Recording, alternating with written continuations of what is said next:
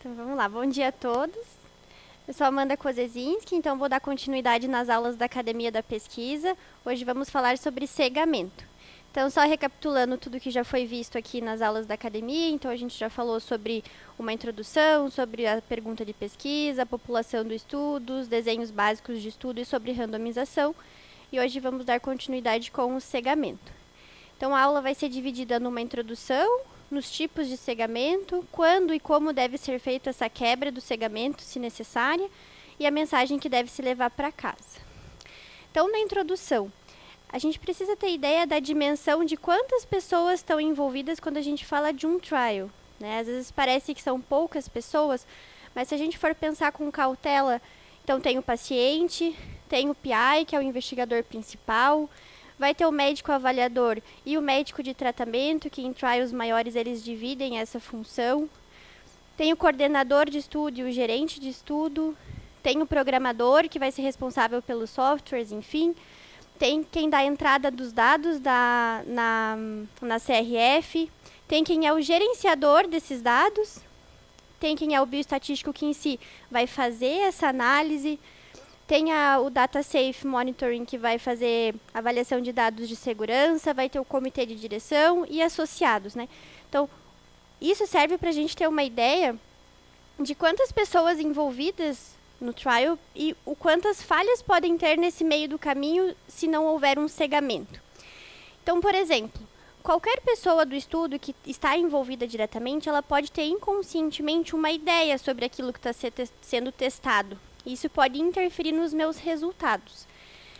Então, por exemplo, vamos colocar aqui que o tratamento é o laranja e o placebo é o frasco verde. Um paciente que ele sabe que ele está recebendo o placebo, quais são os problemas disso, né? Ele pode querer desistir do estudo precocemente, porque ele sabe que ele está no placebo e ele não quer manter o segmento por 1 ano. Assim como ele pode mudar o comportamento dele também. Pode querer fazer coisas por fora. Então já que eu estou no placebo, eu vou buscar outras coisas associadas. E isso fazer uma contaminação no meu estudo. Além disso, ele pode minimizar coisas que a gente está avaliando. Então, os desfechos. Se eu tenho desfechos mais moles, como qualidade de vida, dor, ele sabe que ele está no placebo. Então, mesmo que ele tivesse uma melhora com o tempo, que fosse da evolução da doença, ele pode minimizar isso. Porque ele sabe que ele está num grupo que não foi o tratamento. Tá? Da mesma forma que um médico que sabe que o paciente caiu no grupo do tratamento, ele vai mudar a forma de avaliar.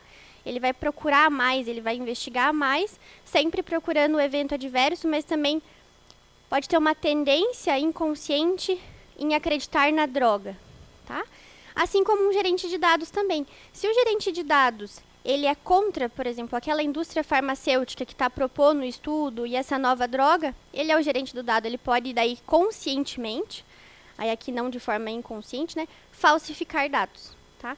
Então, todos esses processos, eles aumentam os vieses, né, e com isso o resultado que eu obtiver naquele estudo, ele não vai ser representativo da população em si. E o que é um viés, né? Então, o viés ele é uma introdução sistemática de um erro no estudo que vai distorcer os resultados de forma não aleatória. E ele pode ser de forma intencional ou não intencional. E é aqui que entra o cegamento. Então, o cegamento ele vai ser a principal metodologia utilizada nos ensaios clínicos para a gente ocultar em que grupo que esse sujeito vai ser alocado depois da randomização para evitar esses erros aleatórios. Tá? Então, só revisando e linkando um pouco com a aula da semana passada, existe uma diferença, então, no sigilo de alocação, que vai ser o sigilo em saber para que grupo irá o próximo paciente randomizado, e isso diz muito sobre randomização, e é antes da randomização, e o cegamento. O cegamento, então, é depois da randomização. O paciente já foi alocado em um dos grupos e eu mantenho o sigilo em que grupo que ele caiu. Então, aqui, quais são os tipos de cegamento? Então, um ensaio open label, um ensaio não cego, nem o paciente, nem o médico é cego, tá?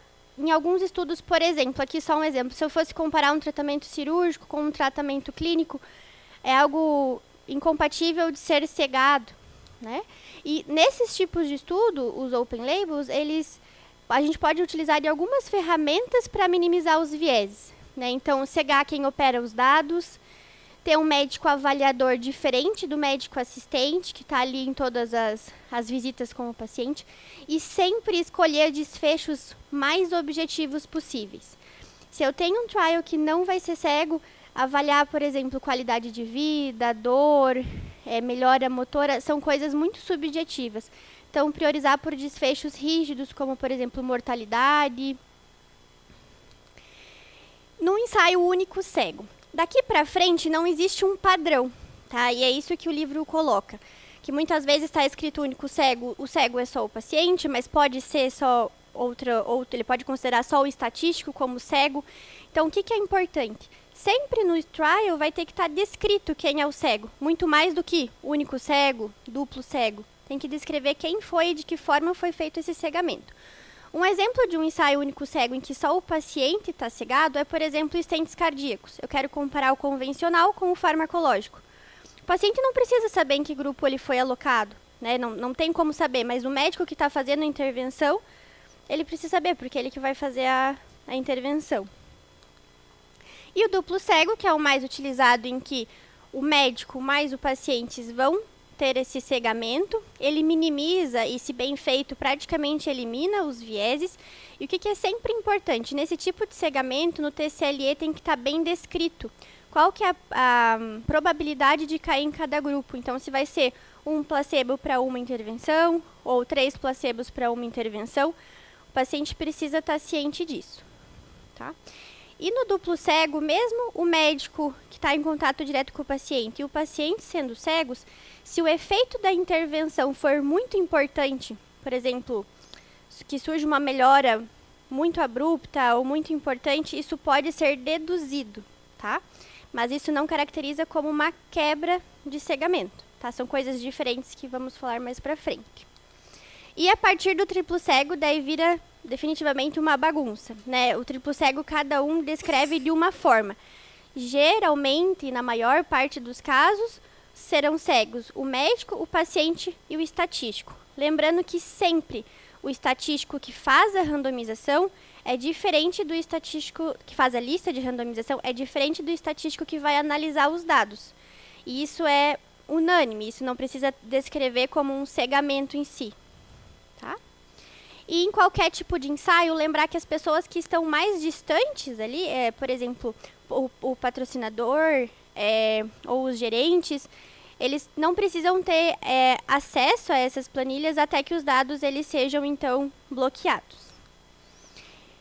E agora, como manter o cegamento a partir do momento que foi definido, que é um duplo cego, de que forma que existem 3 etapas importantes para se manter o cegamento. A primeira delas, então, diz exatamente sobre isso em relação à parte estatística. Você tem um estatístico para randomização e um estatístico para análise. E só que outras pessoas só entrem em contato com essa planilha de dados depois que esses dados forem bloqueados, tá? A segunda fase, ela diz sobre fabricação. Então, tanto o placebo quanto a intervenção, para que a gente mantenha um cegamento, eles precisam ser o mais semelhantes possíveis. E aqui é em aspecto, cor, cheiro, sabor, tá? E isso precisa também estar descrito no artigo, tá? Além disso, a forma como é identificado na embalagem tem que ser o mais minimalista possível, com menos códigos, o mais simplista possível. Se for preciso quebrar o sigilo, isso é feito através da lista de randomização, tá? E o farmacêutico normalmente não será cego. Então aqui, por exemplo, uma das estratégias para garantir um cegamento quando eu quero comparar 2 drogas que tenham ou apresentações diferentes, uma é cápsula e uma é comprimido, ou que elas tenham posologias diferentes, uma é uma vez ao dia e outra é duas vezes ao dia, eu posso utilizar a estratégia do double dummy, em que, na verdade, cada paciente vai receber 2 comprimidos, pensando assim. Mas um deles será o ativo e um deles será o placebo, né? Então, isso facilita para a gente corrigir essa diferença de vias de administração, assim como posologias diferentes. Uma coisa que pesa contra é a aderência, como o paciente vai ter 2 coisas para tomar, ou uma para infundir e uma para tomar, isso talvez diminua a aderência dele a longo prazo, se for um trial de um tempo maior. E o terceiro passo de cegamento é disseminação. Se eu tenho que enviar mais drogas, é um estudo ambulatorial, eu tenho que enviar mais medicação para esses pacientes, né? Nesse pacote também não pode ter nada que identifique, né, em que grupo o paciente foi alocado. Então aqui eu coloquei uma questão, linkando também com a aula da semana passada. Então, por exemplo, no ensaio clínico aberto, o investigador ele quer ter acesso à lista de randomização. Como ele já vai saber em que grupo que o paciente foi alocado, não tem problema, então, ele ter acesso à lista de randomização. Então, vamos pensar um pouquinho, né? Aqui já foram randomizados 2 pacientes. Um deles recebeu o tratamento e o outro recebeu o placebo. Eu sei que o terceiro paciente vai ser placebo, mas o próximo paciente que é elegível, segundo os critérios, ele tem uma doença grave. E no meu julgamento, como médica que estou fazendo a parte da triagem, eu acredito que ele realmente vai se beneficiar com o tratamento. Então, o que eu posso acabar fazendo? Esperando, deixando esse paciente numa prateleira, esperar randomizar outros, e quando eu ver que o próximo vai ser o tratamento, aí eu incluo esse paciente. Então, aqui, o estudo não foi cego, mas eu não garanti o sigilo de alocação. Então, sim, tem efeitos, né, sobre o estudo. E aquela frase, ela é falsa, né? Eu preciso garantir o sigilo de alocação. E como que é feita essa avaliação do cegamento, né? Existem várias ferramentas, eu trouxe aqui de forma mais simples. Então, pode ser feito de perguntas 2x3, em que o paciente vai responder para o investigador se ele acha que ele está no grupo intervenção, controle ou não sei. Se um cegamento for adequado, o número de respostas não sei, ele vai ser equilibrado com o número de respostas controle/intervenção. Assim como existe um modelo que é 2x5, em que o paciente responde, eu tenho forte certeza de que estou na intervenção, eu tenho moderada certeza de que estou na intervenção, não sei, e a mesma coisa para o grupo placebo. E uma forma de avaliar isso, tem vários índices e vários cálculos, mas ele coloca o Bang Index, em que os extremos vai ser o -1 e o +1. -1 é quando todas as respostas foram erradas, então, teoricamente, o cegamento foi maravilhoso. E +1 em que todas as respostas foram corretas, então eu perdi o cegamento. Existem números entre o 0 e 1, né? Eu só coloquei os extremos. Mas então, será que isso é bom? Será que é uma boa forma de avaliar o cegamento dessa forma? Então, na verdade, esse tipo de informação ele traz algumas incertezas. E como a gente comentou antes, se a intervenção ela tem um poder, um efeito muito importante, eu vou deduzir em que grupo cada paciente está. E não necessariamente foi uma quebra de cegamento.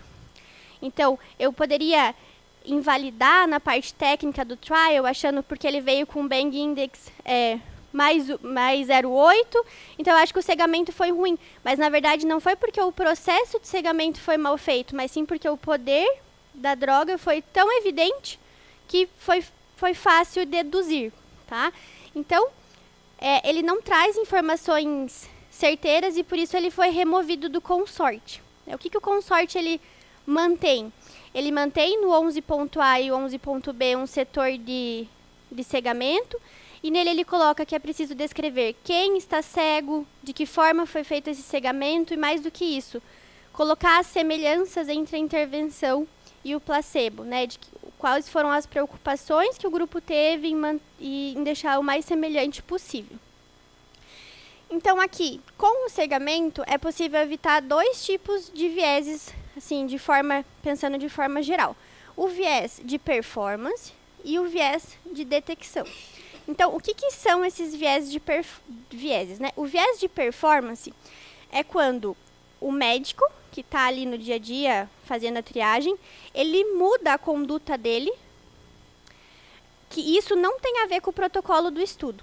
Então, por exemplo, num estudo de COVID, de uma nova droga para COVID, eu sei que aquele paciente caiu no grupo intervenção, mas eu acredito que a droga vai fazer efeito, ele já teria indicação de intubar, mas eu vou retardar um pouco a intubação porque eu acho que a droga ela vai fazer efeito e ela vai melhorar.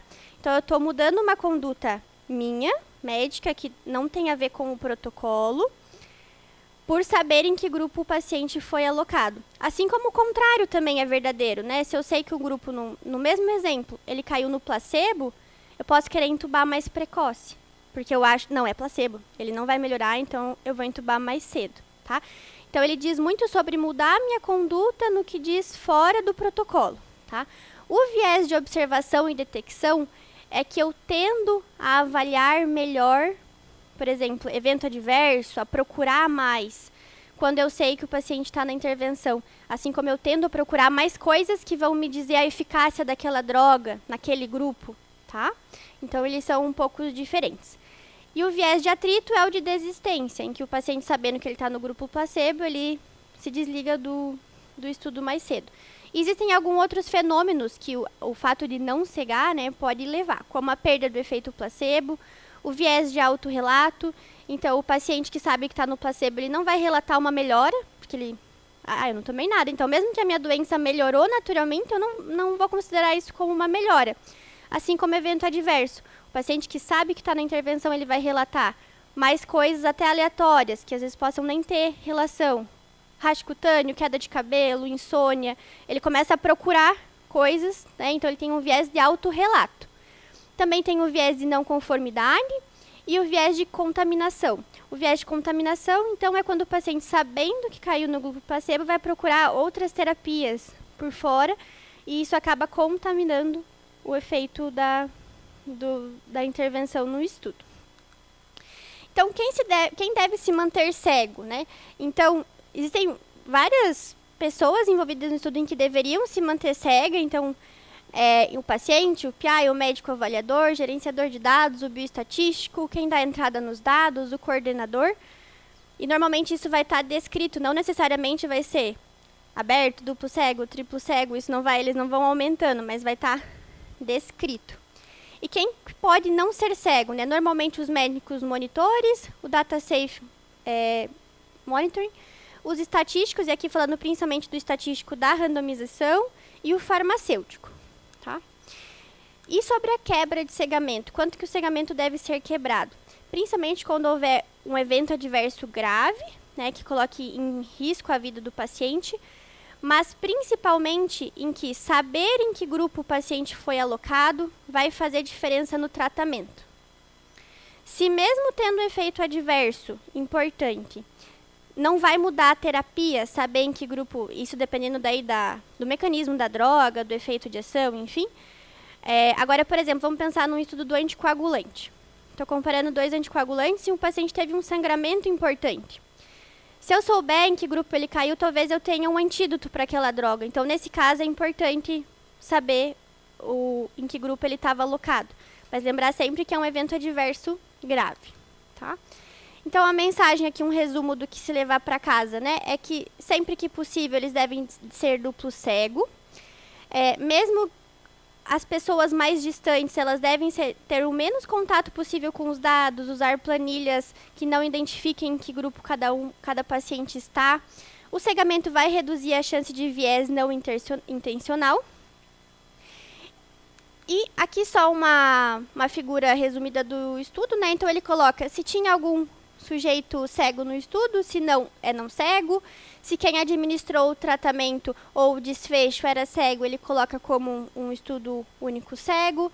Se quem manejou os dados também era cego, ele coloca como duplo cego. E mais pessoas, aí ele coloca como triplo cego.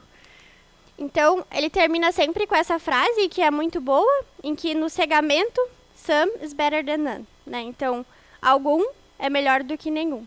Então, acho que é isso.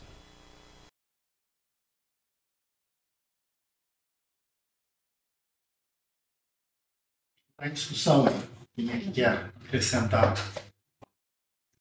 fazer perguntas para ela. Só queria fazer um comentário. A quebra do cegamento, quando pelo manejo do paciente no evento adverso, automaticamente já comunicado ao CEP pelo evento adverso. Mas também na ocorrência da quebra acidental no cegamento, por exemplo, o farmacêutico abriu a pasta, registrou a medicação, aí foi até a farmácia, a pasta ficou aberta, o médico entrou, bateu o olho na pasta e viu a droga do paciente vazar. Então é uma quebra acidental e esses casos também têm que ser reportados ao CEP, como um desvio grave de protocolo. Infelizmente pode acontecer. A gente já tem a tendência mesmo a esticar os olhos, né, quando vê alguma anotação, alguma atividade, mas na ocorrência de quebramento da quebra acidental, ele tem que também ser reportado para o CEP nesses casos. Só que tem que citar isso para ver Bem, acho que eu queria só talvez fazer uma separação, né, entre aquelas diversas fases do ensaio clínico, que a gente tem 3 grandes fases, que é a fase de você escolher a amostra dos seus doentes, basicamente é uma fase de seleção e de amostragem, e nesse momento é fundamental que a gente, na hora que estiver fazendo um ensaio clínico, que a gente tente fazer todo o esforço para poder fazer a randomização. A randomização é importante para fazer a distribuição aleatória dos fatores que podem estar envolvidos no desfecho. Você tem uma fase final, que é uma fase de controle dos vícios de confusão, basicamente é um atributo da estatística, e tem uma fase intermediária, que é a fase em que você mede os diversos desfechos da sua intervenção. Daí, a gente precisa de fazer boas aferições. Né? E o cegamento, ele vem, não pode achar que o cegamento seja o controle de todos os vícios de aferição. Né? Só faz o controle de um tipo muito específico de vício de aferição, o vício de aferição diferencial. Você, de alguma forma, faça a aferição numa corte de intervenção diferente daquela que você faz na corte controle. Por diversas razões do porquê que você já mostrou ali, que são variáveis que envolvem o médico, que envolvem o paciente, mas de forma nenhuma, por exemplo, nós estamos fazendo um estudo com uma avaliação de tomografia em pacientes no Iraque, e essa avaliação está sendo feita de forma séria. Né? Isso evita de que quem está fazendo a avaliação da tomografia saiba quem tinha Covid e quem não tinha Covid. Você veja todas as outras dificuldades que a gente está tendo, né? Dificuldade de padronizar, dificuldade de que os 2 avaliadores possam, de alguma forma, ter uma forma regular, sistematizada, com rotina, para poder fazer a avaliação de cada uma das tomografias. Para cada um desses desfechos, a gente precisa de ter vários outros controles para poder fazer uma aferição adequada. Né? O cegamento não é uma solução completa para poder corrigir todos os problemas de aferição que a gente pode ter no ensaio clínico. Mas ele é fundamental, né? Sempre que a gente puder fazer, a gente vai controlar uma série de vícios em potencial. No nosso ensaio clínico, a gente não teve pernas para poder fazer o cegamento, né? Mas fica sempre uma dúvida se, eventualmente, quando a gente fez as avaliações da escala de 8, 9 pontos da OMS no desfecho, se alguma consideração a gente não fez em tentar proteger o controle ou a intervenção.